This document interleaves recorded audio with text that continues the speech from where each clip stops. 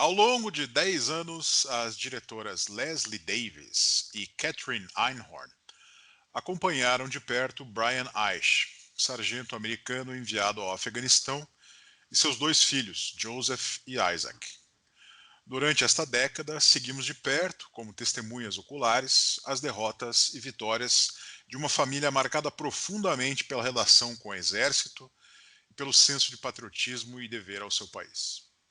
O resultado desse projeto, que nasceu como uma reportagem especial para o jornal The New York Times, é o documentário Pai, Filho, Pátria, lançado pela Netflix em julho do ano passado, e assunto deste episódio do Quarentena Cult. E aí, tudo certo? Eu sou Ricardo Sabag, comigo os jornalistas da Gazeta do Povo, Paulo Pousonoff Jr., Evandro Schenkel e o retorno de Jones Rossi. Muito bem, sejam bem-vindos, amigos. Tudo certo? Viva o Jones aí, todo mundo pedindo aí, pô, nos participação comentários. especial de Paulo Pousonoff, comentarista da Jovem Pan. Você quer, todo mundo pede você, tem que... Tem até hashtag aí, Volta Paulo, Jones. O Tem? Paulo, eu vejo pelo reflexo dos óculos do Paulo, você que nos acompanha no canal do YouTube da Gazeta do Povo, vai ver que o Paulo agora tem uma iluminação especial ali. Então a gente pode ver o Paulo bonito, mais né? nítido agora, né? Mais bonito ainda. Mais bonito. Agora em Full HD. Comprou a ring light, né?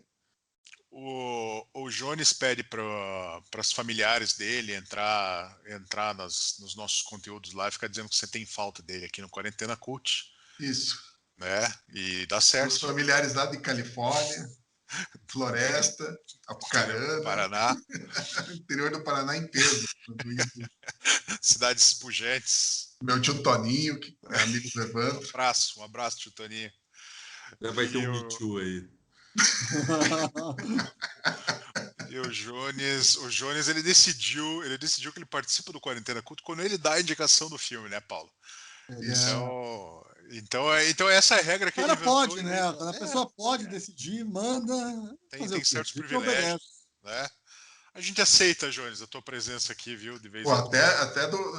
Até do podcast O Papo É, lá com o Constantino Fius, eu tive que me ausentar por falta de tempo. Então, espero que me entendam. Ocupado. Nossa, que homem ocupado.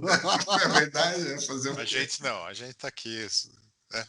Mas o Jones está ali, inclusive, ele botou a fotinho dele ali no vídeo hoje. Ele tá com o Brian Ash atrás dele ali, recebendo um carinho do filho dele, né? E vocês conhecem o Quarentena, um de nós faz a indicação de um filme, os demais assistem, a gente discute aqui o que nós achamos do filme, recomendamos ou não. E aí, Jones, o que te chamou a atenção quando você assistiu Pai, Filho, Pátria? Então, eu fui nesse filme por uma matéria que o Gabriel de Arruda Castro fez aqui para a Gazeta. Ele fez uma série, né, de filmes que são conservadores, e a gente publicou essa série, tá até lá na página do Ideias, www.gazetadopovo.com.br/ideias. Esses filmes estão lá, quem quiser ir atrás. Então, esse filme especial, quando eu li, eu achei interessante a história, e principalmente pelos 10 anos, né, que eles acompanham a família. Não é um documentário simples de ser feito, e o resultado também é um resultado complexo, um resultado que eu não lembro de ter visto em nenhum outro documentário do tipo, um documentário que pega uma família, acompanhe por tanto tempo, veja os efeitos, e acompanha as reviravoltas, tudo isso que esse documentário mostra, né? Porque agora, dando alguns spoilers, e quem nos assiste já está acostumado com os spoilers que a gente dá, o Brian Ash vai para o Afeganistão, ele aparece no começo do filme, né? Ele sendo recebido, quando ele volta pela primeira vez, ele sendo recebido pelos filhos, que são criados exclusivamente por ele, né? Ele é um pai solteiro, e pelo irmão dele, o tio dos moleques, que aparece um pouco no começo do filme e depois não aparece mais. E na segunda vez que ele vai para o Afeganistão, ele sofre uma emboscada, né, junto com o pelotão dele, toma um tiro na tentativa de salvar um policial afegão que está do lado deles, né? Ele explica que ele quis salvar porque o cara estava lá tomando tiro junto com eles, fazia parte, estava lutando pelo mesmo objetivo. Ele toma um tiro na perna que quase destroça a perna dele. E, inclusive, os médicos recomendam que ele ampute, mas ele resiste a essa ideia e mantém a perna. Imagino que não seja uma decisão fácil. Tanto que lá, depois de um tempo de tanta dor, ele volta ao médico e finalmente amputa essa perna para colocar uma prótese no lugar e tal. Esse é um do começo da mudança, né? Porque ele era um cara alegre, pescava com os filhos. Ele mesmo fala que ele não quer voltar do Afeganistão como outros combatentes que voltaram totalmente mudados. Ele quer continuar sendo o pai brincalhão, o pai que acompanha os filhos nas tarefas, na diversão. Só que esse objetivo ele não consegue cumprir, né? Porque a vida é muito cruel, né, com ele nesse ponto, né? Ele tem esse problema na perna e ele se sentiu inútil, né? A grande coisa que ele sempre quis servir o exército, o pai dele serviu, o avô dele serviu, e ele também queria servir o exército, e quando ele não pode mais voltar ao Afeganistão, ele se sentiu inútil. E não é bem o foco do filme isso, né? Só isso. Não dá nem para dizer que o filme tem um único foco. Eu acho que talvez o grande foco do filme sejam as relações familiares, mas também tem essa coisa com o exército, essa relação com o país, de querer servir. Não é uma demonização, né, do exército americano. Ontem eu estava conversando até com o Paulo a respeito disso, que nada é pior. Hã? Estão furando a pauta? Fazer um podcast dentro do podcast? Não, é que a gente conversa todo dia, né? No começo do dia, para bater as pautas do Ideias. E daí a gente conversou um pouco do filme. E o Paulo falou um negócio bem interessante, que eu acho que ele vai falar aí hoje, que não tem ninguém mais ferrado hoje nos Estados Unidos que o homem branco pobre, né? Que não tem ninguém que lute por ele, não tem lugar de fala, e é o cara que muitas vezes vê, por exemplo, no exército a única opção de fazer alguma coisa da vida, porque ele não tem nota suficiente para ir para uma faculdade, se tiver nota não vai ter dinheiro, só com uma bolsa, né? Uma boa faculdade custa caro, deixa dívidas pro resto da vida. Não pode virar trans. Não pode virar trans, né? Enfim, o cara ele vai para o exército em busca dessa oportunidade de ter uma boa vida, ou pelo menos de ter uma vida sem grandes percalços financeiros, e tem um emprego meio que garantido ali, se não fizer não fizer nenhuma burrada. Enfim, eu gostei muito do documentário por ter essa sequência do tempo, né, que não é simplesmente pegar lá um recorte, poderia mostrar só ele no Vietnã e tomando tiro. No Vietnã? No Vietnã, no Afeganistão, tomando tiro e voltando com problemas, e fecha ali e pronto, acabou. Mas tem muito mais coisa, né? Depois ele se casa e mostra a passagem, principalmente a passagem dos filhos dele, de meninos para homens, né? No caso de um não, né? Infelizmente, mas do outro, do Isaac, que a gente começa a acompanhar com 12 anos e no final ele já está ali com quase 20, 18 anos, né? Já entra no exército e segue a sina da família de servir o exército, 4ª geração seguida que segue o exército. Jones, no começo, aí, no texto que você escreveu, né, você falou do senso de dever, né? Que tem isso muito no filme. E daí eu estava pensando nesse negócio do exército e tal. É estranho, não causa uma estranheza para a gente, assim, brasileiro, esse senso de dever, esse patriotismo. A gente não... Então deixa eu completar aqui, Jones, antes de você... Por favor. Na verdade, a minha análise vai ser toda baseada só nessa observação que o Paulo fez. Eu, ao contrário de você, Jones, eu enxergo um tom bem pejorativo no documentário. Ele é um documentário que, se eu não me engano, foi feito pelo New York Times. Pode ser que isso tenha influenciado a visão que eu vi do filme, por saber que é de um jornal com a linha editorial do New York Times e eles, enfim, já vão com um direcionamento, né? E, do meu ponto de vista, ele justamente faz ele te mostra isso, né? De como existe nessa vocação, nesse patriotismo, uma alienação. Tanto que eles falam que eles não sabem porque foram para a guerra, eles só precisam ir para a guerra para se sentir que pertencem, né? E como isso vai passando de uma geração para outra sem ter nenhum tipo de reflexão sobre o que eles fazem e sendo a única forma garantida de você ter uma boa vida, porque eles são pobres, mas pobre americano do exército é ter casa boa, ter carro bom, consumir produtos de classe média brasileira, né? É muito diferente. Então, eu acho que mostra, para mim, assim, o documentário, eu gosto do formato, 10 anos é um feito, né?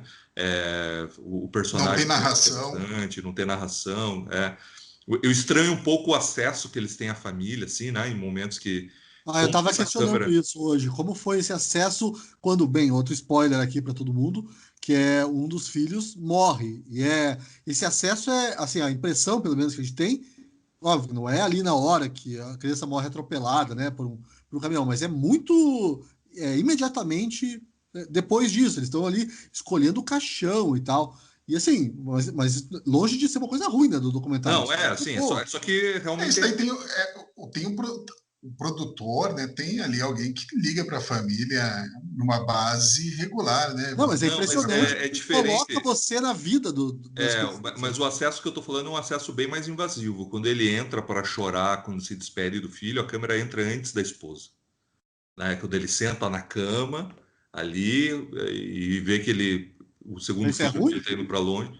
Eu não estou falando que é ruim. Eu Ah, estou não. no momento que eu estou elogiando, que eu estou falando que eu Ah, gostei tá. do formato, eu acho que esses 10 anos e me impressiona o acesso que eles tiveram e como você ainda consegue manter a naturalidade com uma câmera no lugar onde essa câmera não deveria estar, né? Isso eu achei bem estranho, o que é um feito, né? Um feito.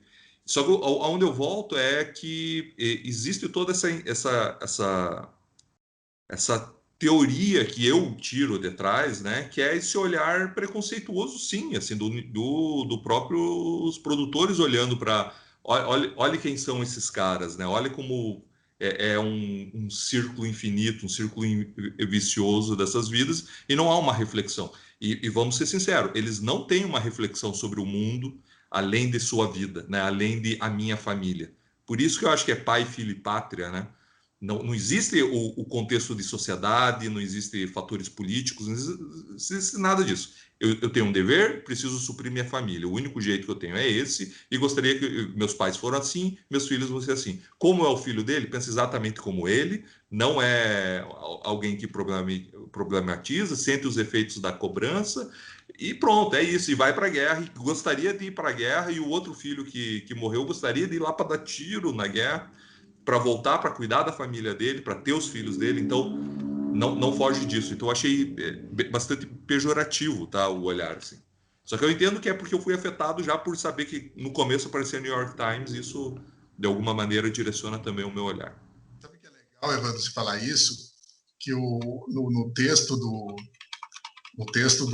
Gabriel, que ele fez para gente, ele fala logo no comecinho do texto, críticos dos rumos do jornalismo americano têm tomado, críticos dos rumos que o jornalismo americano tem tomado,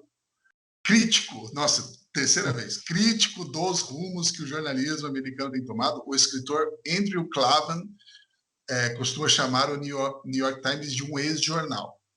Mas nem o New York Times erra sempre. O documentário Pai, Filho, Pátria, que começou como um projeto, traz um retrato comovente e realista do sacrifício pessoal envolvido na vida dos militares americanos. Mas veja, o sacrifício, só para defender o meu ponto aqui, e eu não acho que eu esteja certo, tá? É diferente do filme A Caça. O Eles não sabem que há sacrifício, porque quando eles decidem filmar essa família, ele é um jovem combatente do Afeganistão que está vindo visitar os filhos, né? E a ideia em si é você acompanhar a vida desse combatente, né? Todas as Mas eu acho que eles não tragédias. sabiam nada, né, quando começaram a filmar. Eles não sabiam como ia se desenrolar essa história. Sim, Né? provavelmente eles devem ter começado com uns 3 ou 4 e foram selecionando conforme as filmagens foram. Mas aí que tá, tipo assim, é lógico que a história dele é interessante por si, né? Mas eu ainda acho que houve o filtro de precisamos pegar alguém bem caricato do que a gente entende que é um combatente americano. Eu acho Não Eu tem um não, pouco não, daquele filme? Você não lembra daquele achei. filme lá do Sam Mendes no Afeganistão? Como que era? No Iraque, né, o Soldado Anônimo. Soldado Anônimo, isso, com É o no Garen Iraque. Hall.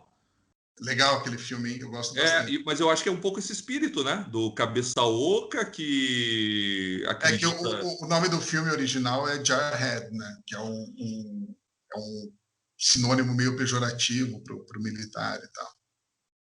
Eu acho que tem tudo ali, Evandro. Eu acho que tem, eu acho que sim, você está certo. Tem esse, não dá para negar que nenhum ali sabe muito, né? Tem uma hora que ele fala, inclusive, se a gente não for combater, né? O molequinho fala, se a gente não for combater o pessoal no Afeganistão, balas vão voar sobre a nossa cabeça diariamente e tal. E eu também questiono bastante a guerra no Iraque, a guerra no Afeganistão, tanto que os conservadores dessa nova cepa que entrou, essa nova cepa que entrou com o Trump no governo americano, são totalmente diferentes dos conservadores da era Bush, totalmente diferentes. Os caras da era Bush são caras intervencionistas, são caras que queriam levar a democracia à força, sendo que a gente sabe que não funciona assim, né?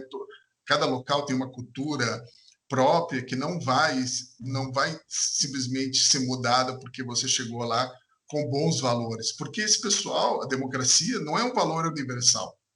Eu não concordo, tá? Coreia do Norte e Japão, eles chegaram lá e colocaram a democracia de cima para Coreia baixo. do Sul. Coreia do Sul, isso. Coreia do Sul, não, Coreia do Sul foram os próprios coreanos que decidiram pela democracia. Era uma ditadura lá, Evandro, lembra? Foi uma ditadura até os anos 80, daí você teve um investimento pesado em Não, mas tecnologia promovida eles decidiram isso, não foi os Estados Unidos. A Guerra da o Coreia. Japão não, né? O Japão foi os Estados Unidos que decidiu.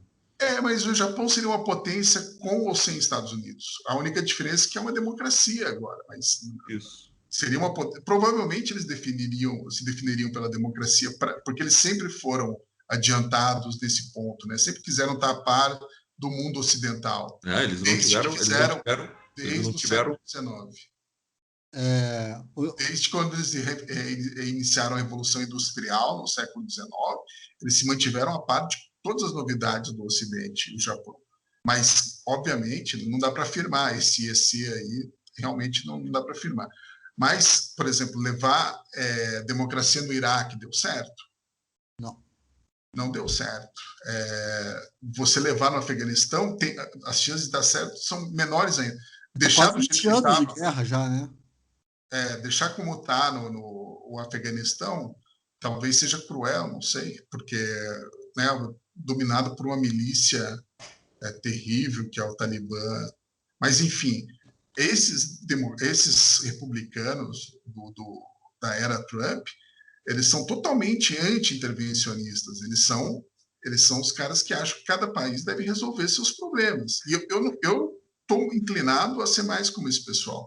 Então, o fato deles talvez ridicularizarem uma guerra, que eu não vejo isso no filme, fazer uma caricatura de uma guerra, eu não vejo como sendo uma coisa ruim, porque nenhuma guerra, na minha opinião, uma guerra boa, tirando quando você tem essa diferenciação entre guerras justas e guerras injustas, né? Por exemplo, a Segunda Guerra Mundial, quando você entra para defender a Europa do nazismo, claro, uma guerra justa, mas mesmo assim não quer dizer que o lado que é justo não cometeu absurdos, né? Como o bombardeio bombardeio de Dresden, tipo, tacou fogo na cidade e muita gente considera desnecessário, né? O que aconteceu em Berlim logo depois da ocupação dos soviéticos, mas daí, enfim, são comunistas, não dá para levar em conta, por mais que eles tenham lutado contra o nazismo, eles no começo até fizeram um pacto.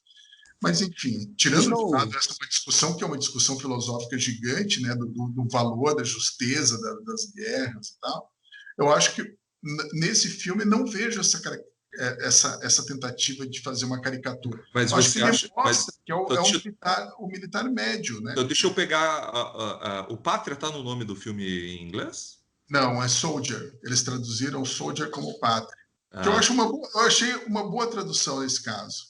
Eu achei que ficou interessante. Não, eu fiquei pensando assim, o que leva, assim, o que leva aquela família a ser patriota? Não há argumentação nenhuma para que isso aconteça. Ela é o vazio, né? Então, isso que representa. O patriotismo deles é vazio. Isso, para mim, é a minha interpretação que eu faço do filme. É claramente um valor cultural, um tipo de patriotismo. A gente poderia definir o que é patriotismo ideal. É um tipo de patriotismo, aquele que esse americano médio se agarra a esse patriotismo que é quase uma coisa default. Você tem que amar a sua pátria, você vai lá hastear a bandeira no quintal de casa, que é uma coisa muito comum, assim. Então é meio que de saída aquilo, né? Não é algo que seja objeto de grande reflexão pela maior parte do americano médio. Eu estava aqui ouvindo vocês falando e eu não tinha pensado nesse negócio aí que o Evandro falou. Talvez o que tenha acontecido foi que esse pessoal, os produtores aí, o New York Times, tenham atirado numa coisa e matado outra, entendeu? Porque esse filme me lembrou, Johnny, você falou que não se lembrava de existir filmes assim. Bem, tem um filme de ficção que é assim, né? Que é Boyhood. Mas tem uma série de documentários, que inclusive o documentarista morreu faz pouco tempo, são os documentários ingleses, chamados Seven Up, ou Seven Up. Não sei se é Seven Up, tipo o refrigerante, ou é Seven and Up, não sei. Então, assim, cara, esse projeto é maravilhoso, recomendo a todo mundo. É bem difícil de achar, tem que ir nas locadoras suecas, assim, dos lugares mais estranhos do mundo, mas é bem legal. O que o cara fez? Ele queria provar que o sistema social inglês não tinha mobilidade social na Inglaterra, sabe? Você nascia pobre, você ia morrer pobre, você nascia classe média, você ia morrer classe média, você nascia rico, você ia morrer rico, que o negócio era estanque. E daí ele se dispôs eu não lembro quantas crianças, mas ele se dispôs a acompanhar algumas crianças desde os 7 anos e a cada 7 anos. Então tem 7-Up tem com 7 anos, 14, 21, e o último que eu vi, se não me engano, era 63. Então ele acompanhou essas crianças até os 63 anos. São 9 documentários. E daí o que aconteceu? Ele descobriu que a tese dele era completamente furada. A vida das pessoas... Pô, que cara cabeça dura, levou só 57 anos para falar, tá bom, eu tô errado. Eu acho que ele percebeu antes, mas aí ele falou assim, agora eu já tô aqui fazendo o projeto, agora... Eu acho legal isso, cara. Mas daqui 7 anos vocês vão ver. Ele vai ficar pobre de volta. Vocês vão ver. Ele voltava lá, que coisa. Acho que o negócio começa nos anos 50. Não, para dar 63 anos foi logo depois da guerra, né? Ali já nos anos 70 ele já percebe, assim, eu vi umas cenas e ele já percebe que a tese dele era furada. Então talvez tenha acontecido isso, Evandro. Talvez os caras tenham ido lá com essa intenção de mostrar aí a cabeça oca do soldado, de todo essa cultura militar americana, e talvez o produto final não consiga, não dê suporte para essa tese, né? E uma coisa que eu acho legal desse formato aí é que você se sente tão íntimo ali daquelas pessoas que também... porque assim, esse tipo de documentário que mexe com guerra, violência, com criança, né? Filho, você está assistindo, você tende a ver ali no cara um vilão, ou uma hora, um herói na outra, né? Porque tem essa coisa também do soldado-herói. E como você está tão próximo ali, eu não sei, eu não consegui ter esse olhar assim tão maniqueísta sobre o... Como é que é o nome dele mesmo? O pai? Eu esqueci o nome. Brian. Brian, é. Então, assim, tem horas que, né, pô, ele desperta realmente uma compaixão, mas não é aquela compaixão piegas, assim, tipo, pô, o cara perdeu a perna. Eu achei o mais fenomenal do filme nem é o cara ter perdido a perna. É o cara tá lá jogando videogame, sabe? O cara todo cheio de. Você entende isso? O cara todo cheio Eu de. entendo, quem joga videogame é o herói, cara. Eu não entendi, Paulo. Qual que é o teu ponto? Ah, o cara todo cheio de vida, todo cheio de, nossa, vou fazer acontecer, vou pro mato, vou levar meus filhos, vou ensinar isso, e de repente o cara ali achou uma válvula de escape que é tão, né, putz, vou ficar... E uma coisa que eu preciso falar do filme é a mulher, eu não lembro o nome da mulher também. Maria. Maria, ok, não é tão difícil. A Maria, cara, assim, não sei, talvez eu esteja vivendo uma fase muito apaixonada da minha vida, mas como as mulheres fazem diferença na nossa vida, né? Assim, o que seria desse cara? Eu fico imaginando o que seria desse documentário sem aquela mulher. E ela tem um papel ali no documentário discreto, mas. O que você aprontou em casa para fazer essa declaração aí? Não tem nada. Para depois vai mostrar, né, para a mulher. Olha só que eu falei de você. Deixa eu ver qual é a marcação do tempo aqui para eu mostrar para ela. Mas que seria daquelas crianças, né, também. Hã? Que seria daquelas crianças também, né? Pois é, então. O papel... Ela que dá força, né? Mas isso é legal no filme, só te interromper um pouco, isso é legal no filme, porque ele não é assim, nossa, que herói, que cara que. Não, ele fica deprimido, ele se isola no videogame, né? Ele fica lá e ela fica pé da cara com ele, né? Não sai desse computador aí. Isso acontece comigo também. não. Mas falando o cara não é assim, nossa, olha que exemplo, que não é um filme de ficção, um filme super real, 10 anos acompanhando, o cara tem os momentos, logo depois da cirurgia, ele tá com super expectativas, né, depois que ele amputa, de pararem as dores, e daí não vai do jeito que ele quer, quando ele vai correr, não é do jeito que ele achou que ia ser. Ele dá uma bronca na enfermeira lá, né? Tipo... Ele fala, eu vou gritar com você porque eu não tenho para outra pessoa com quem gritar. E fala. Cara, eu acho que esse é o filme. Essa é a beleza do filme, né? Mas tem certos momentos do filme ali que eu entendo também que ele mesmo se questiona se valeu a pena, né? Assim, a troca. Eu não acho que vale a pena. Eu não acho que vale a pena você ir para o Afeganistão. Eu acho que é legal essa questão. Vale eu a acho pena? que ele não se questiona, não, Paulo. Ele Tem uma hora que ele se questiona. Se questiona. Ele fala: vale a pena ter perdido a perna para ter ido lá defender o meu país. Ele fala isso. Não, vale a pena ter perdido a perna, mas ok. O que ele se questiona é se o que aconteceu com ele valeu a pena. Mas ele não se questiona se não vale a pena ir. Para ele sempre vai valer a pena ir. A única diferença é que ele se ferrou no meio do caminho. É uma lógica individual. Né? Mas ele se questiona. Vale a pena eu perder uma perna para ir? Ele vai falar não. Mas ele acha que vale a pena ter ido. E lembra que ele fala, eu faria tudo de volta. Até porque ele salvou uma vida. Fazer, né? Ele faz o filho fazer. Porque o filho não quer, né? Ele leva o filho a fazer aquilo que ele sabe que pode ter riscos muito grandes, né? Sim, mas como o pai dele fez, o avô fez também. Não estou defendendo, eu sempre vou achar...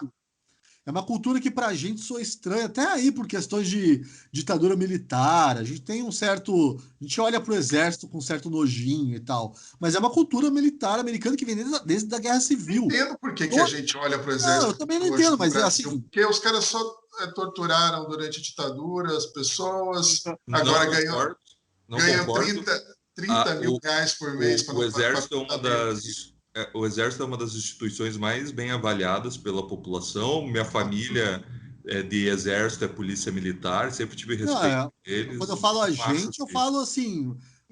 Classe média, intelectualizada, não curte Exército.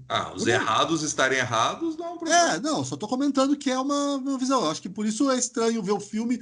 O Johnny escreveu ali senso de dever, e é um negócio que dá, na minha cabeça, assim, falando de mim, dá um tilt. Eu falo assim, nossa, esse senso de dever com a pátria, sabe? A própria palavra pátria, assim, tem uma carga estranha em português. É uma questão que eu, assistindo o filme, fiquei me questionando por que isso. Eu não tenho esse amor à pátria. Cara, eu acho que a gente só está interpretando, olhando de uma maneira opaca para as coisas.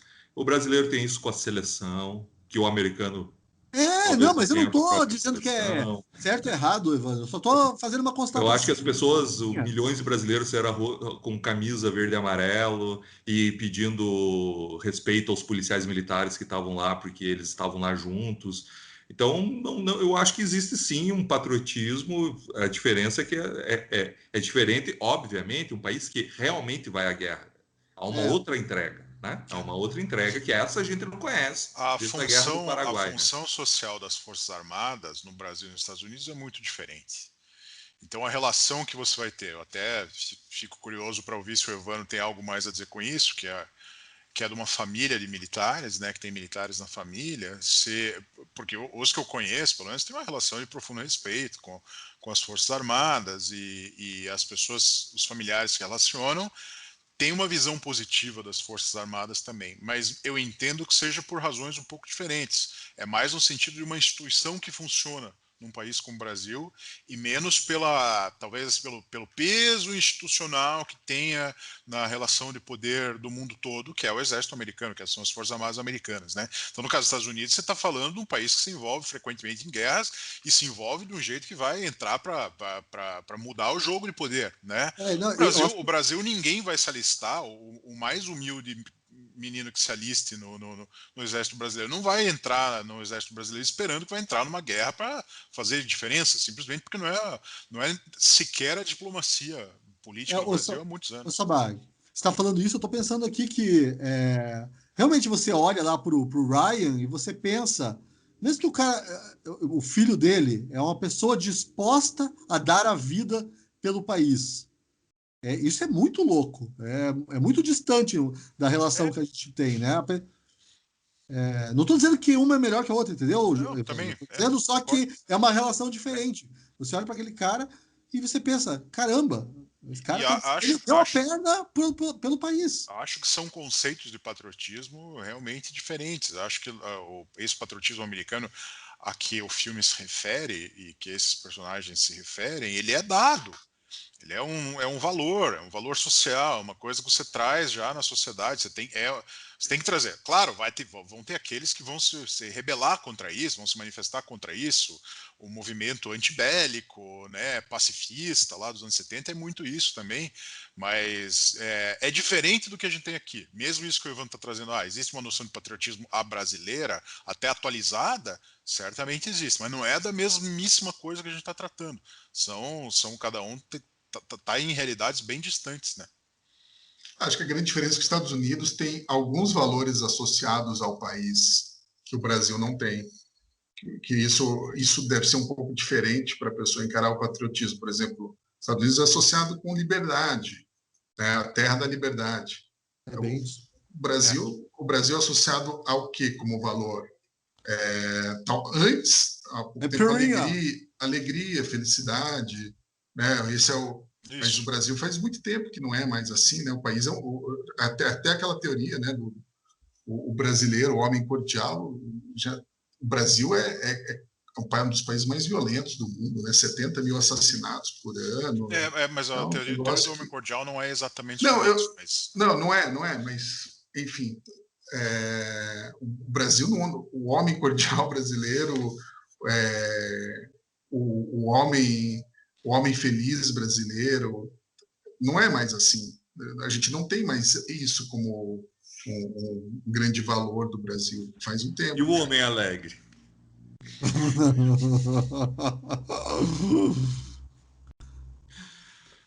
Terminou, Nossa Paulo? senhora, minha piada foi tão Eu ruim que terminei, parou o papo. eu ia falar mais aquela coisa lá que o Jônio já falou, que como o exército é uma saída, né, pro homem branco pobre, né, americano do interior, Porém, aquele cara porém, pouco escolarizado. o New York Times ele mostra ali ele branco, né, bem branco, repleto só de pessoas não brancas. Quando ele está na formatura dele, todo mundo que está ao redor dele, e aí ele vai mostrando bem certinho, assim, Não, né? sim, mas Cara, eu acho esse ali, não Evandro, branco se eles tem outras quisessem pintar saídas, escolhem isso. Me parece que o menino branco ele só tem essa saída, entendeu? Evandro, eu acho que se eles quisessem pintar um retrato caricaturado, um retrato ruim desse cara, eles teriam feito uma manipulação ali que, cara, você já viu esse tipo de documentário que é super manipulativo, que eu acho que esse documentário é um bom documentário, justamente mostra o que aconteceu ali do início. O fato dele ser branco, o fato dele... Cara, isso não é em nenhum momento desabonadora, em nenhum momento mostra ele tendo atitudes racistas ou atitude, nada disso. É um cara que está ali, que tomou as decisões, está pagando pelas decisões que ele tomou. Ele não é o cara que tem as melhores respostas para a vida. Ai, por que eu fui servir, se vale a pena, não sei. Mas ele não é um autômato, ele não é um cara que simplesmente tomou decisão porque o pai e o avô foram para o exército. Ele tem essa tradição, ele seguiu a tradição, mas ele tem ali todo Para mim, então, eu acho que ele é um autômato, assim, para mim a direção mostra isso, e tanto é que ele está desconectado disso, e é por isso que ele está infeliz e fica infeliz, porque ele quer de volta o roteiro pré-definido, né? Eu não sei quem usou essa palavra, se foi o Evandro ou se foi a interpretação que o Jones fez do Evandro. Eu não acho que seja uma retratação caricatural de modo nenhum. Mas eu concordo com o Evandro na ideia de que você pode perfeitamente fazer uma interpretação do que o filme ele tem um discurso anti-armamentista. Acho que é uma interpretação válida você falar a respeito dos valores que sobressaem dali, da ligação profunda que tem esse personagem com o seu senso de dever cívico, né, com o sacrifício que ele está disposto a sofrer e colocar toda a sua família, de certa forma, também, diante disso. Mas eu acho, sim, que existe uma visão fácil de você interpretar o filme desse jeito, que você está mostrando o quê? Você está mostrando, olha o que acontece com um americano médio que entra para as Forças Armadas, né? Ele ele tem esse senso inato de dever cívico, ele se dispõe a correr riscos de vida, e pior do que isso, porque não é só o risco de vida. Eu não acho que é o mais perigoso, ou pior que tenha acontecido a esse personagem, tenha sido o ferimento de guerra que ele sofreu, que é um ferimento grave, né, que faz ele perder a perna, e antes disso, pior ainda, faz ele ficar vivendo por muitos anos com dor naquela perna, né? Sim, o quanto o filme mostra, essa não é a minha visão pessoal, mas é o que o filme está mostrando, o filme mostra que o uso que as Forças Armadas fazem desse tipo de soldado, que vão aproveitar ele enquanto ele está no melhor tempo do seu vigor físico, por exemplo, mas depois, por conta de um incidente do conflito militar, a vida dele se acaba em vários aspectos, né? E eu acho que esse é um discurso do filme. Eu acho que esse sim é um discurso do filme, que a vida Você acha dele... que o filme O, mostra fi, que o exército abandonou o cara? o filho fala, né, literalmente, quando ele assina, né? Quando ele assina, ele faz uma brincadeira. Acabei de entregar minha vida, É, alguma coisa assim. eu Não, é acho que porque sim, Paulo. ele tem uma hora que ele pega e ele fala assim que ele se sente mal por É, receber pagamentos e por ser um peso para os veja, veteranos. exatamente.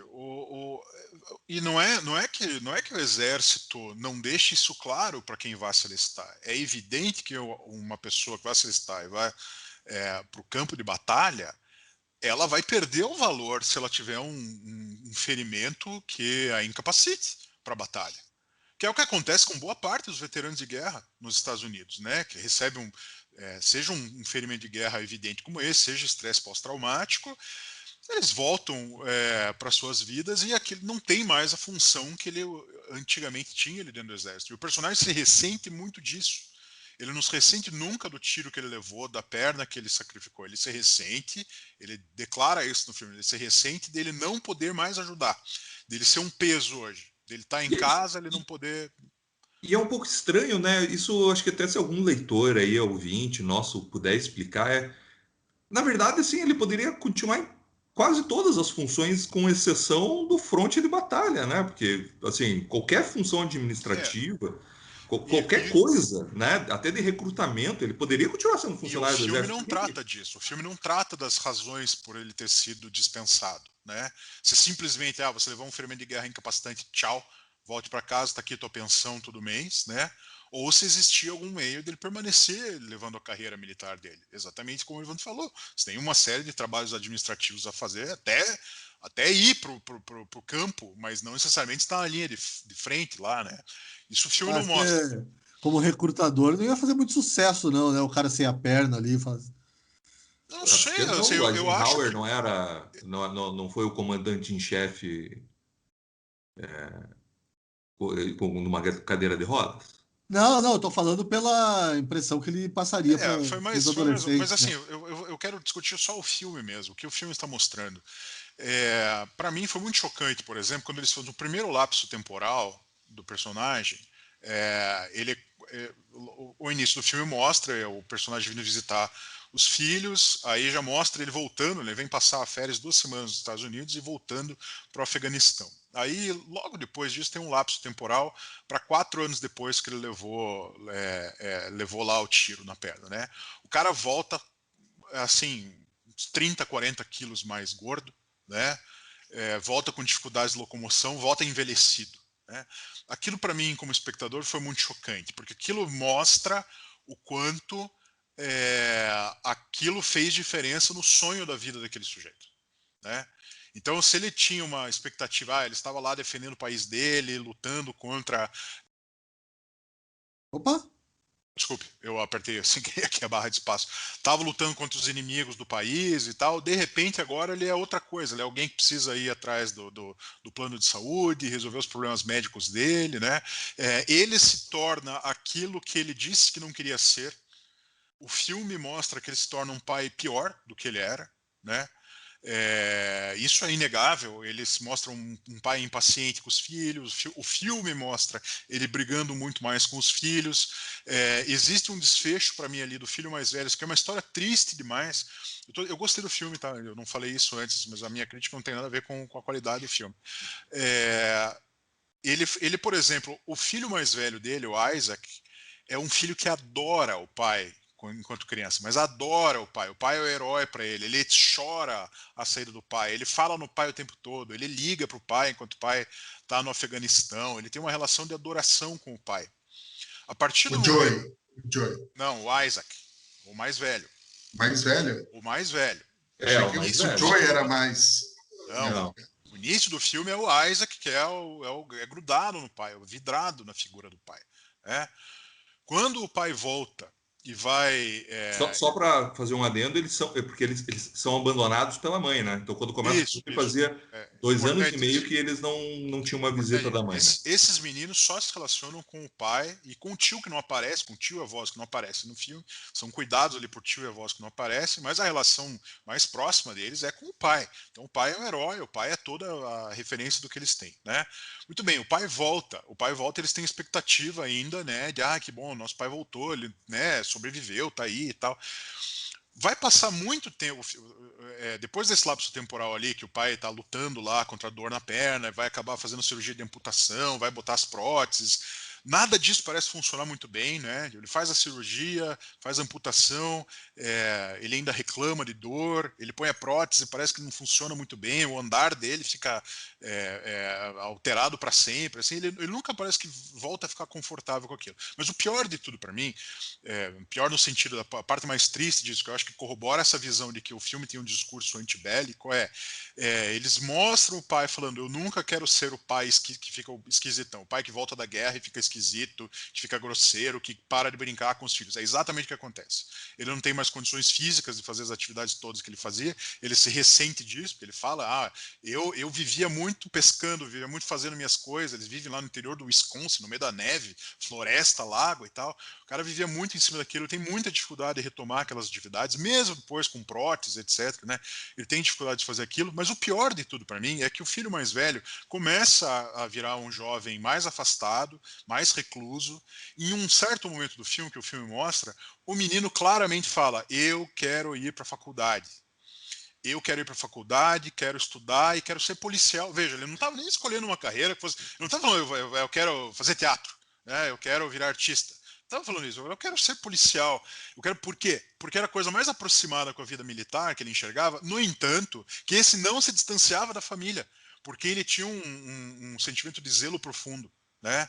E é isso que ele queria. O que o E o pai pai tira dele sarro. faz? O pai dele, segundo o que o filme mostra, né? Porque é difícil, a gente faz julgamentos morais aqui em cima de um personagem da vida real. Né? O filme mostra, não dá para saber se o cara é só aquilo, é outras coisas, né? Mas o filme mostra o pai tirando sarro dele, o pai fazendo uma aposta com um menino de 16 anos, dizendo: você não vai para a faculdade, você não tem capacidade de ir para a faculdade, você tem que ir para o exército, porque o exército recebe gente como você, né? E aí o que acontece? O que é a tragédia maior do filme? O irmão mais novo morre por um acidente, morre atropelado por um caminhão. É super triste isso, inclusive no momento, né? É chocante, é doloroso. Aquela coisa da proximidade da equipe de filmagem, estar lá junto, enquanto a família está chorando a morte da criança, aquilo lá é horrível, né? Mas o que acontece? O irmão mais velho, naquele momento eu pensei comigo mesmo, o irmão mais velho vai acabar tendo que admitir a carreira militar. Não porque ele não tinha condição de lutar por uma faculdade. Claro que a carreira acadêmica, né, carreira não, né, mas estudar no curso superior nos Estados Unidos envolve recursos financeiros, né, envolve sacrifício financeiro da família, envolve comprometimento com crédito estudantil, essa coisa toda, que a gente sabe que deixa pessoas de fora do sistema educacional americano lá, né, disso. Mas naquele caso, o filme sequer mostra se o menino tentou, se ele estudou, se ele conseguiu estudar. Mostra ao contrário, mostra o pai dizendo assim: eu não consigo ajudar ele na lição. Para mim, isso aí que eles estudam não tem nada a ver comigo. O menino aceita a carreira militar porque como que ele iria desafiar o pai depois do pai ter perdido outro filho, que era o filho que ele sim dizia que queria ter a carreira militar. Então o menino aceita como um fardo a carreira militar. Ele não vai ser militar porque ele gostaria de verdade de ser um militar. Tanto que ele entra em depressão, né? Exatamente, ainda isso, entra em depressão, né? Quer dizer, olha a tragédia para essa criança. Ele foi criado numa família só pelo pai, sem a figura materna, né? Depois ele vai até criar uma relação com a madrasta, mas não é a mesma coisa. Ele já é mais velho quando essa madrasta entra na vida dele. Ele perde a proximidade que ele tinha com o pai.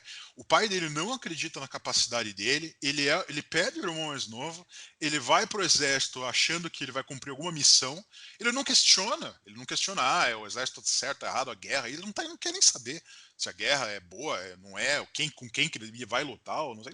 Ele vai lá porque ele tem aquela missão a cumprir. Aquilo simplesmente não diz respeito a ele, aquela carreira militar, ao contrário, ele só se incomoda com aquilo, ele não vira um bom militar, ele se ressente de não conseguir progredir na carreira, e aí depois o pai ainda tem um novo filho, né, com a outra mulher dele, uma criança mais nova, que de novo é em quem ele parece. O pai parece depositar suas esperanças. Ah, não, esse aqui sim vai conseguir. Espero que ele entre. O filme termina desse jeito. Espero que ele entre para o exército também e consiga cumprir. Então, assim, para mim ficou muito evidente um discurso do filme antibélico no sentido de dizer, olha, essa categoria de pessoas que está sujeita, né, a se alistar e tal, ir para a guerra e tal, que é esse americano médio mais pobre, isso que o Evandro falou, aquela pobreza americana, com carrão, com lancha, né, com casa própria e tal, né, mas enfim, pobreza ali para a sociedade americana, é esse que é pouco instruído, né, e aí tem essa leitura ainda, né, do americano branco, morador lá do interior, pouco instruído, né, com pouca educação formal, que é quem está sujeito a entrar para o exército. O exército, vamos convir, pessoal. Um exército do tamanho, Forças Armadas do tamanho dos Estados Unidos, ela precisa de gente que vá se alistar sem ficar questionando muito o que vai fazer. Não é para ficar fazendo uma reflexão profunda. Tipo, será que essa guerra filosoficamente. Não é, vai lá, se alista, a gente precisa de gente, não interessa isso. Então, para mim, é muito evidente o discurso do filme antibelicista, combina com a visão do liberal progressista americano, que acho que essa sim é uma visão predominante do New York Times, né?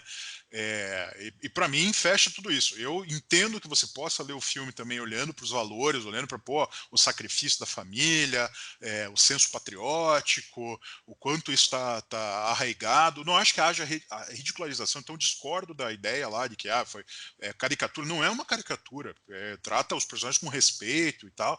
Agora, construiu-se um discurso, e o discurso para mim é esse, o discurso é que Você quer essa vida? Você é empurrado para essa vida. Você é empurrado para essa vida e essa vida vai fazer o que com você? Ela vai usar você até você valer.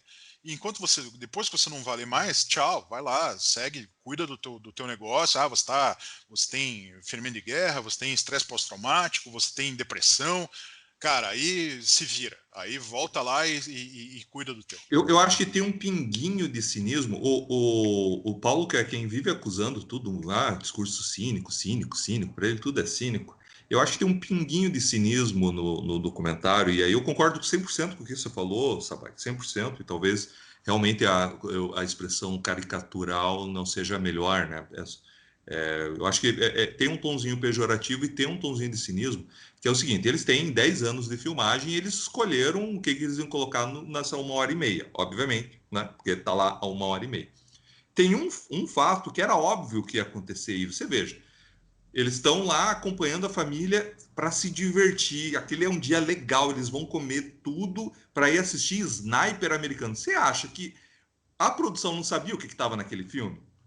E você vê que a família não sabe, a família tá indo para assistir um filme de sniper, de atirador. Eles estão indo lá para comemorar. E a gente sabe que o cara se mata, né? Porque o cara vem, ele tem uma história muito parecida. Não, ele não se mata, ele é morto por um outro maluco lá. Ah, sim, o amigo dele se mata e ele é morto por um outro cara que ele ajudou, né? Que mostra todo. Enfim, ele estava prestes também a se matar, né? É uma tragédia, também é uma tragédia. Também é uma tragédia. Como que você leva o teu filho de 10 anos para assistir esse filme sabendo que você é um veterano de guerra, né? Se você fosse o diretor, você não ia mostrar isso? Cara, eu não estou falando que eu não ia mostrar. O que eu estou falando é que você escolheu entre 10 anos, você sabe o que ia acontecer ali. Que é causar uma reflexão naquela família. E por que vai causar uma reflexão naquela família? Então, assim, eu acho que isso para mim são mais elementos que me levam a ter essa. Eu não acho que seja o filme conservador, como você descreveu, como o Gabriel Castro descreveu na Gazeta do Povo, apesar de ter certeza que foi um ótimo texto que foi publicado na Gazeta do Povo e merece ser lido e assinado. Oi, Evandro, mas que eu digo, eu acho que a interpretação, e eu não estou nem discordando do Jones, acho que os motivos do Jones ter trazido o filme são válidos. O filme é bom, é um bom filme, é um bom documentário. A presença daquilo que a gente discutia lá no Indústria Americana também. Como que as documentaristas, nesse caso, conseguiram essa intimidade com a família, parece uma coisa muito, muito orgânica, né? É uma coisa que eles realmente tiveram que construir uma relação ali com aquela família para estar ali dentro sem parecer uma coisa intrusiva, né? Você fazer esse percurso ao longo de 10 anos e tal, realmente o filme tem grandes méritos. E eu acho que é possível fazer essa leitura. Acho que é possível você olhar também e olhar e falar assim, não, mas isso aqui, olha quem é esse personagem, quem é esse cara. O cara é um herói de guerra, o cara ganhou aquela como é que é a medalha lá do Coração Púrpura, né, que é uma das mais altas graduações militares lá. Então, você pode olhar com uma lente e dizer assim, pô, não, isso aqui é uma história de alguém que venceu todas as dificuldades, que superou tragédias e que estão aí, estão de pé, estão seguindo a vida, e estão, de fato. Mas é que eu fiz questão de ressaltar um ponto, é que eu acho que existe uma outra leitura, que é a intenção. E no caso do documentário, a gente sempre precisa lembrar isso, porque o documentário é erradamente associado à verdade. Né? Aqui está algo que é não ficção. É não ficção no sentido do gênero, né, Paulo? Mas não significa que é verdade. É um olhar, é uma construção, é uma entrega de uma visão. É isso que você falou, Evandro. Escolhe-se cenas, escolhem-se depoimentos, escolhe-se retratar esses personagens de um jeito. E às vezes você vai ver lá depois, eu fiquei muito curioso, queria ver se inclusive se o Brian Ice se manifestou, se falou bem ou mal do filme, se gostou, se não gostou, assim, porque às vezes ele fala, olha, desculpe, mas não é nada disso, né? Não mostrou nada do que eu fiz de positivo com os meus filhos depois do ferimento de guerra, sabe? Os bons momentos que a gente tinha, só focou em coisas negativas. E eu acho que o filme faz isso. Eu acho que o filme constrói uma história ali que ele está focando-se depois do acidente, do incidente de guerra, se foca muito na parte da tragédia da família. Não ressalta a sobrevivência, o fato da família estar lá de pé, sabe, prosperando. Acho que isso o filme em si resolve não ressaltar. Bora para as notas? Meu momento favorito aqui, que é abrir a tabela e E começar a colocar as notas. Então vou começar aqui, porque eu já escrevi aqui, 6,5. Vamos lá, quem que é o próximo? Jones? 8,5. 8,5. Paulo? 7,5. 7,5. Olha, Paulo, pensei que você ia dar mais nota, hein, pelo canto, pelo choro e pelo berro. Eu pensei que você ia meter ferro aqui. Eu não sou muito bom dessa coisa matemática. É, tá bom. E É você? de 1 a 10, Paulo. É aquela coisa assim, todo dia assisto. O filme é ótimo, vou dar 4. Como que você tava no dia que você assistiu, Paulo? Eu fiquei muito curioso pra isso. Eu mandei uma mensagem pro Jones na hora que o menino morre, assim, pô, esse documentário já me deixou. Ah, é triste, né? O filme é triste. Essa parte eu quase joguei o controle remoto na TV, O assim. filme é triste. A minha nota, eu voto com o presidente, 6,5. É um bom documentário, é um grande esforço cinematográfico.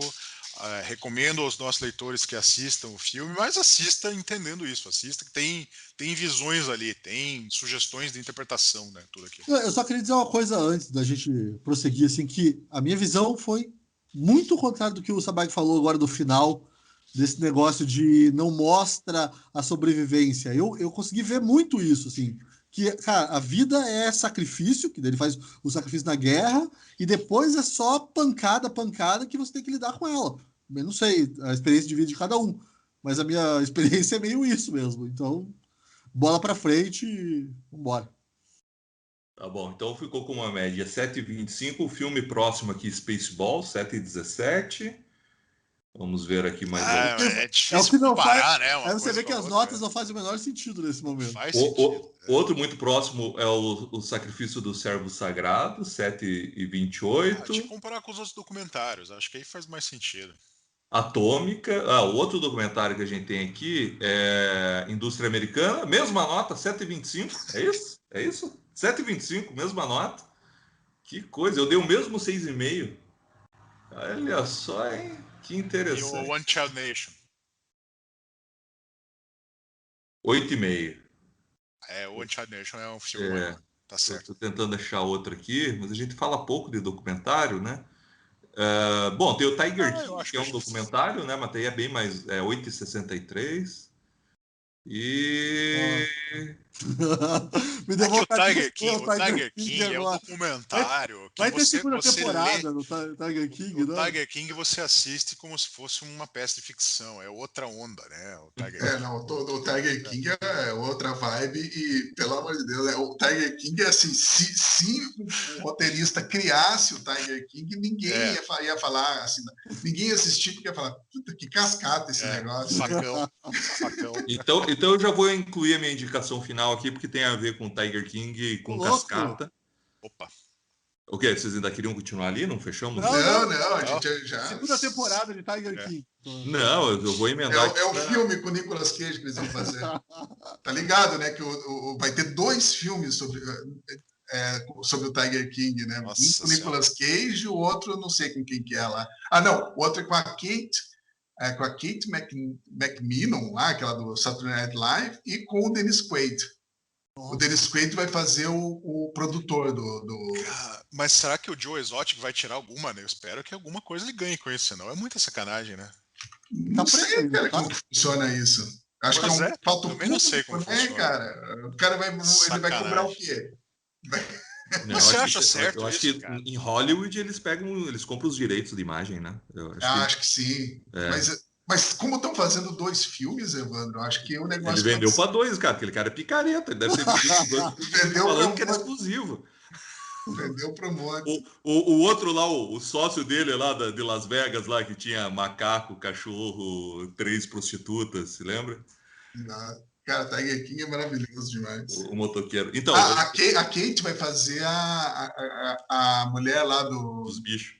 Lá da Flórida, lá. É da Flórida, picareta, né? Outra picareta. É a outra picareta que criou a ONG, não paga ninguém, matou o marido, deu marido para os tigres comer.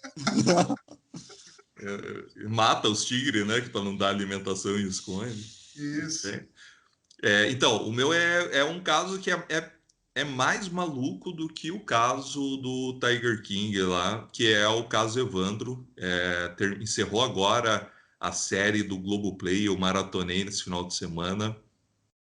Que material de qualidade brasileiro, assim, é incrível. É o caso do assassinato do assassinato e desaparecimento de crianças no Paraná, aqui em Guaratuba. Eu estava meio assim, eu acompanhei o podcast, mas o podcast do Ivan Mizuzaki, ele era muito bom. Os primeiros episódios eu escutei antes de ser lançado, mas depois eu continuei, mas ele era muito detalhista. Você é amigo do Ivan? Não, ele buscou uma parceria com a Gazeta e dele me mandou, mas aí a gente não continuou a conversa.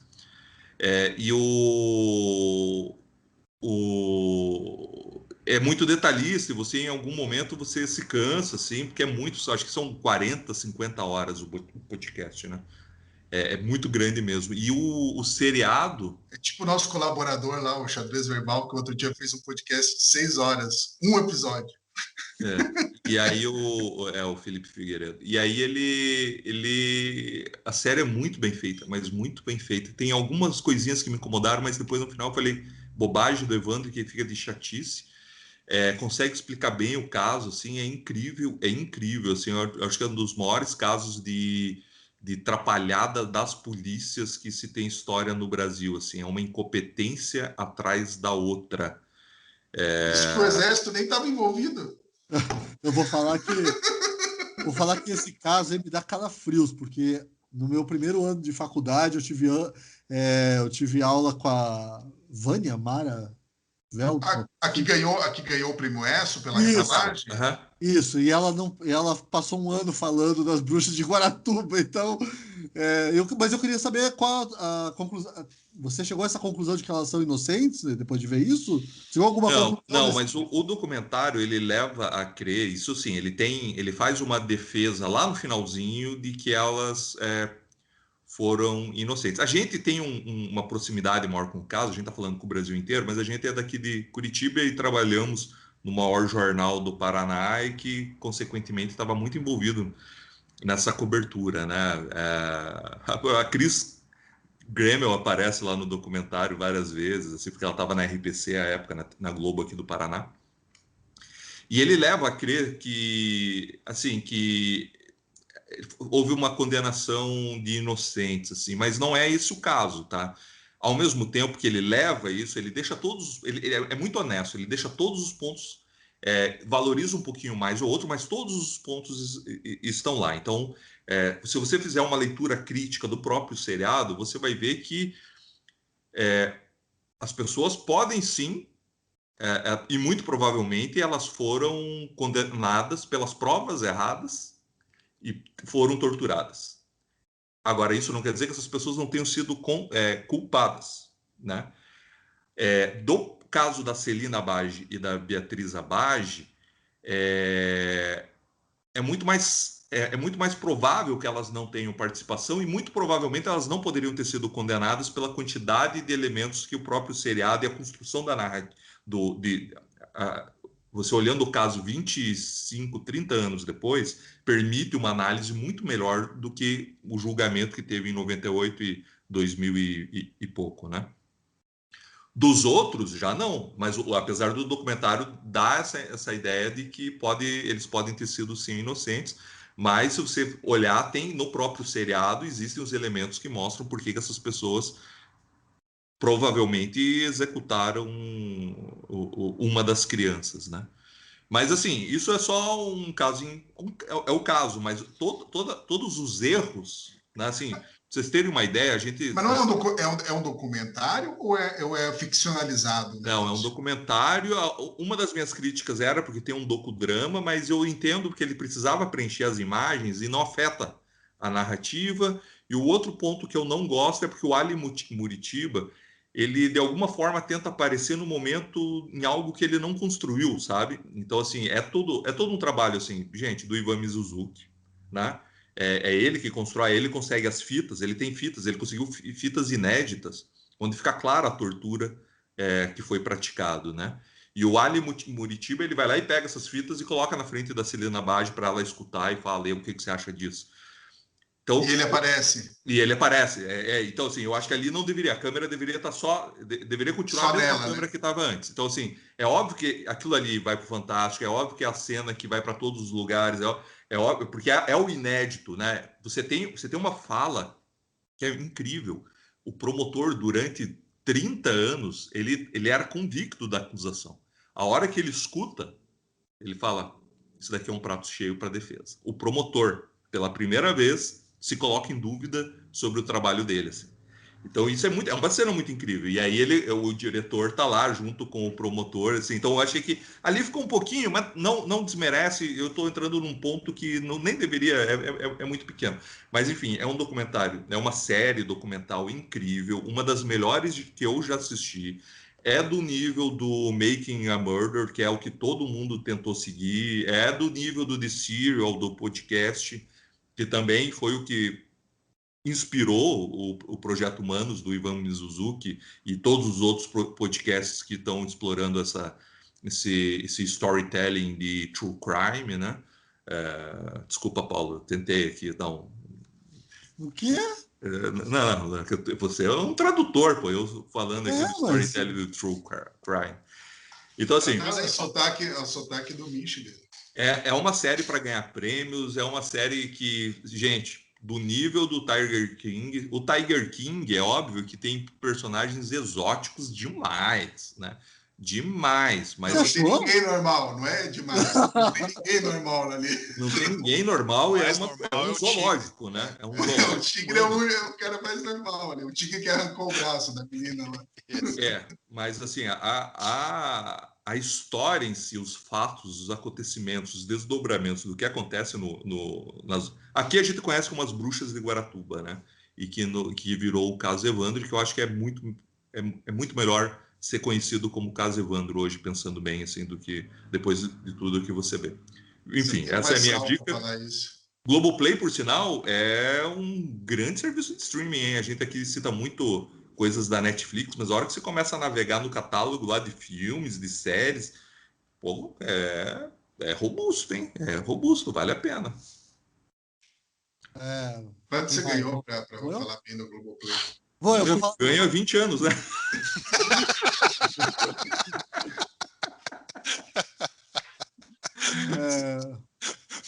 Se fosse o Gazeta... Não, calma aí. Se fosse o Gazeta Play... Vou falar, a minha recomendação vai ser rápida, mas não significa que ela seja preguiçosa, tá? Mas tem um pouco a ver com a caça, mas o salto é um pouco grande, enfim. A Caça foi o último filme que a gente tratou. O último filme que a gente comentou aqui no podcast. É o filme, a música do Fábio Júnior. Vou Caça e Caçador. É isso. Boa, ótima música. Grande Fábio Júnior. Um abraço. Mas vai exigir do espectador, do ouvinte, um pouco de empenho para procurar. Mas a minha recomendação é que assistam os vídeos e as entrevistas do David Foster Wallace no YouTube sobre ironia e cinismo. Tem legenda, Paulo?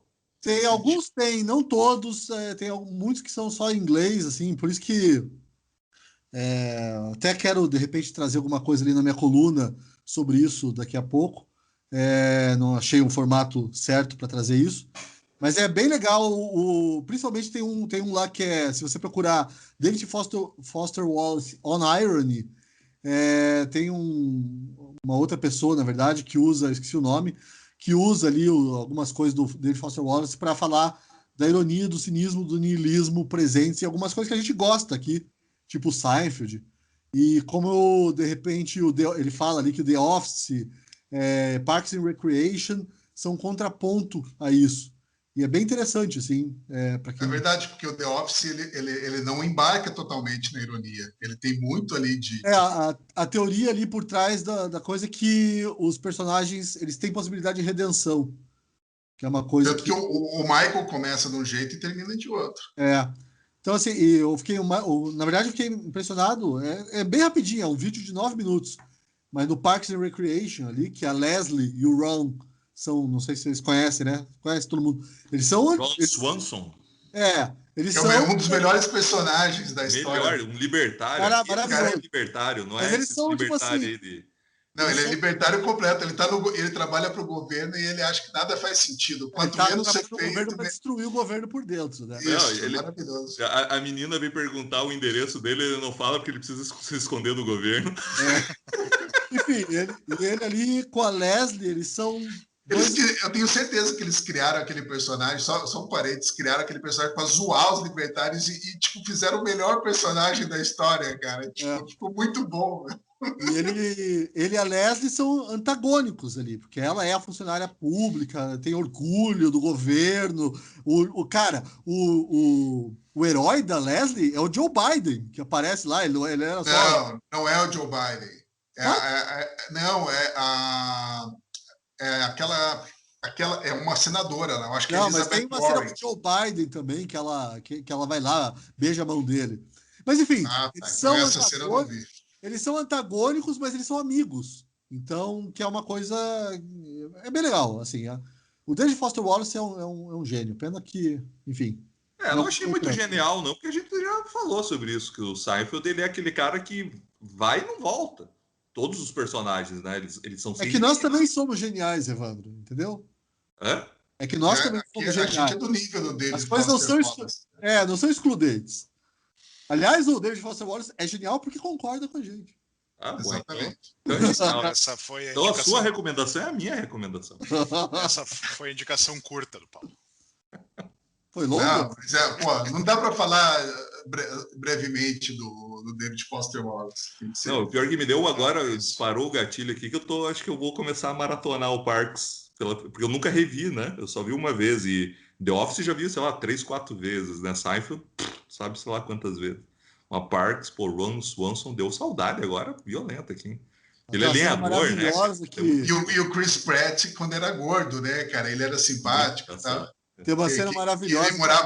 Ele morava, lembra aquela cena que ele para ficar perto da namorada, ele mora no buraco lá. Não, tem uma cena maravilhosa de uma menininha fazendo lição de casa e ela pede ajuda pro Ron. Ele fala, não. Ele fala, sobre o que é isso? Impostos. Ah, então agora sim.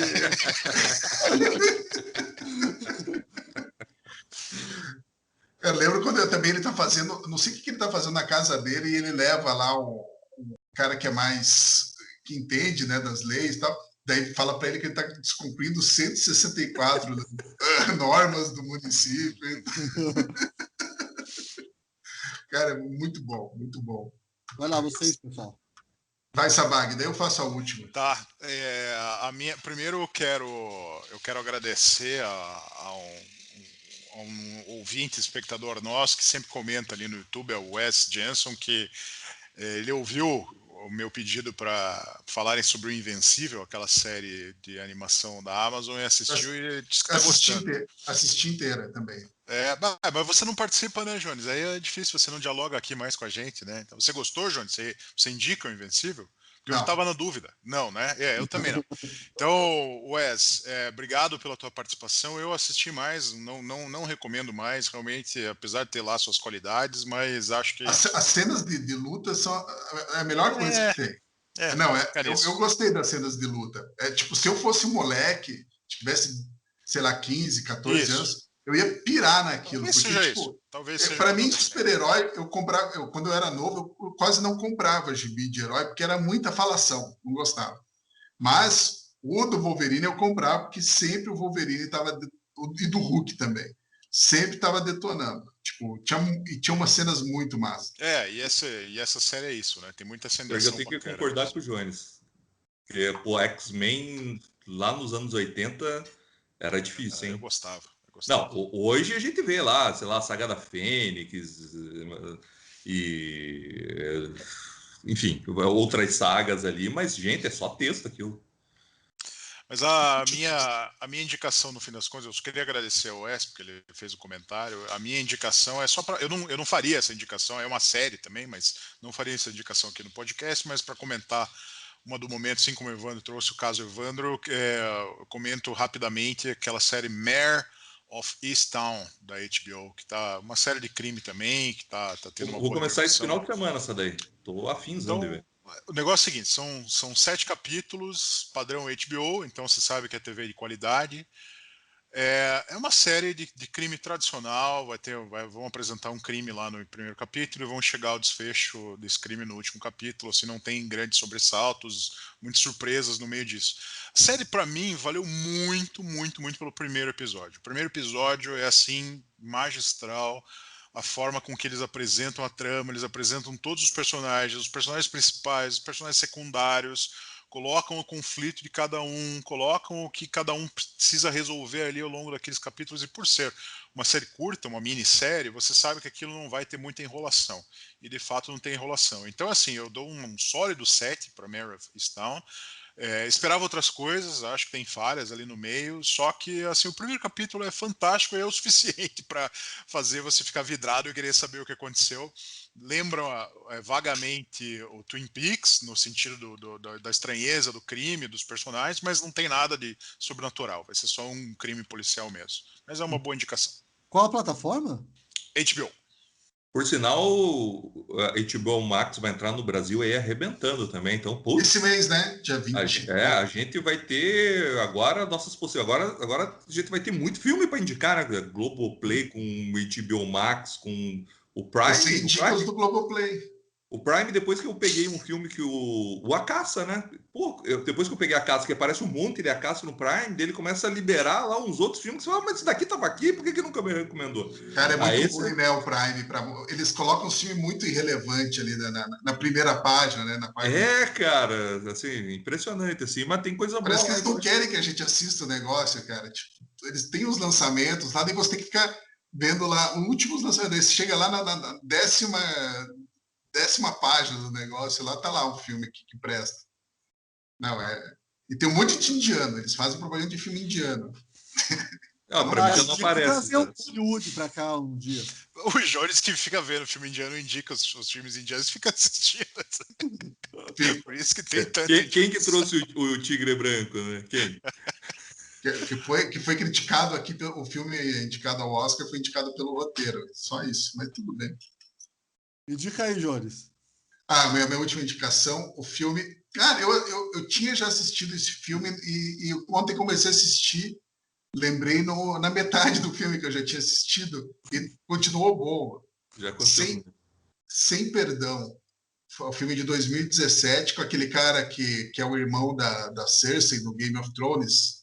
Ele tem um nome, ele é desses países nórdicos, ele é Nikolai Coster-Waldau, não sei o que é o nome do cara. Acertou. Peter sei lá que nome que é. Nikolai Coster-Waldau. E ele é... É o anão lá. Não é o anão. Não, ele é o... o anão é o Tyrion, né? Não é o anão. Dinklage. Peter Dinklage. Então, esse cara aí que faz o irmão, o loiro lá da Cersei, e ele nesse filme, ele tá bem nesse filme. Não sei se vocês acham ele grande ator, eu acho ele um bom ator. Ele teve algumas, até a terceira temporada de Game of Thrones que o cara arrebentava. Então, esse filme ele arrebenta, porque ele faz praticamente, ele é o mesmo personagem, só que o personagem tem uma reviravolta, que é logo no começo do filme, então eu não tô contando nenhum spoiler, ele é um executivo que ele vai preso. Só que ele vai ele tem um acidente de trânsito, ele tá bêbado, uma pessoa morre, ele vai preso e ele acaba se tornando tipo de uma gangue white supremacista lá na prisão, porque ele quer sobreviver, né? Ele tem que entrar para essa gangue e ele vai se envolvendo cada vez mais fundo nessa gangue. E ele vai também subindo de cargo na gangue. Pô, é massa, cara. Então tem a parte que ele faz para executivo mesmo. Não, ele é um cara que se dá bem em qualquer ambiente lá. Pô, o filme é legal. Tem bastante tiro, tem facada, tem morte. Tem criança inteligente. Eu sempre critico as tuas indicações, Jones. Esse daí, pelo teu resumo, me parece que... Porque às vezes tem uns filmes que você fica anos e anos tentando me convencer e eu falo, puta, as coisas do Jones. Eu vou lá e realmente é uma coisa incrível, né? Esse é legal, cara. Olha, dá um 3 em 20 anos. Pelo menos 3 filmes em 20 anos isso aconteceu. Pode dar um exemplo? Eu queria ter essa sensação de volta, de pegar uma indicação do Jones e falar, pô, esse é... Eu acho que John Wick foi um. John Wick, o Southland Tales. Southland Tales foi outro, é verdade. E o Tropas Estelares. Não, esse não, definitivamente não. Você não gosta de Tropas Estelares, cara? É horrível. Meu Deus, cara, que massa.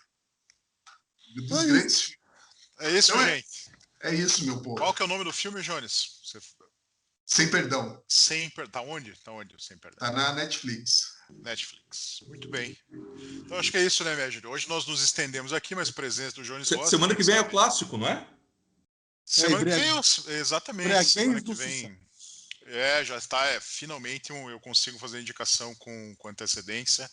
A gente volta a fazer um episódio clássico. Jones vai participar? Qual que é o filme? Embriaguez do Sucesso, é um clássico. Embriaguez do Sucesso. É preto e branco. Puta, preto e branco. Preto e branco. É mudo, Jones. Então é o seguinte, se o pessoal quiser que o Jones participe, deixa lá o recado. Boa. O Jones só responde aos apelos do público. Os nossos ele não ignora. Então, a Embriaguez do Sucesso, próximo... Queria agradecer uma espectadora que falou que eu sou um colírio. É verdade. Além de tudo, rola um assédio. Eu acho que ela está precisando de um colírio para reter essa... Porque você faz colírio, óculos. Você é um pão, Jones. É isso. É um pão. Pão bolorado. Então voltamos com o clássico. Lembrando só que o clássico é só um episódio por mês, viu, pessoal? Teve gente que reclamou também lá, mas vamos fazer só clássico. Agora não, é um episódio por mês, é o clássico.